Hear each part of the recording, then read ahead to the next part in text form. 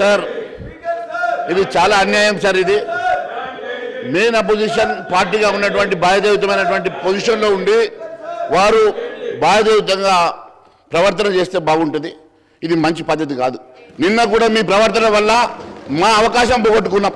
మేము నిన్న మాట్లాడవలసినటువంటి మీ వల్ల మేము మాట్లాడవలసినటువంటి అప్రాపరేషన్ బిల్లు మాట్లాడలేకపోయినాం. గత 10 సంవత్సరాలు ఈ రాష్ట్రాన్ని ఏ రకంగా ధ్వంసం చేసిండ్రో, ఆర్థిక వ్యవస్థను ఏ రకంగా ధ్వంసం చేసిండ్రో చెప్పుకునే అవకాశాన్ని ఇవ్వకుండా మీరు నిన్న మిమ్మల్ని అడ్డుకున్నారు. ఈ రకమైనటువంటి పద్ధతి మంచిది కాదు. ఈ సభ మీకోసం నడుస్తలేదు. ఈ సభ యావత్ తెలంగాణ రాష్ట్రంలో ఉన్నటువంటి ప్రజానికం చూస్తూ ఉన్నారు. యావత్ తెలంగాణ ప్రజలు మన వైపు చూస్తూ ఉన్నారు. ఈరోజు ప్రజలందరూ కూడా చూస్తున్న సమయంలో ఈరోజు మరి అమూల్యమైనటువంటి సమయాన్ని ఈ రకంగా వృధా చేయడం మంచిది కాదు. దీన్ని నేను ఈరోజు పూర్తిగా ఖండిస్తూ ఉన్నాం. ప్రతిపక్ష పాత్ర మీరు పోషిస్తే బాగుంటుంది. ఇది మంచి పద్ధతి కాదు. మేము మాట్లాడేటువంటి అవకాశాలు మాకు రావాలా. మేము ఈరోజు ఈ సభకు వచ్చాం.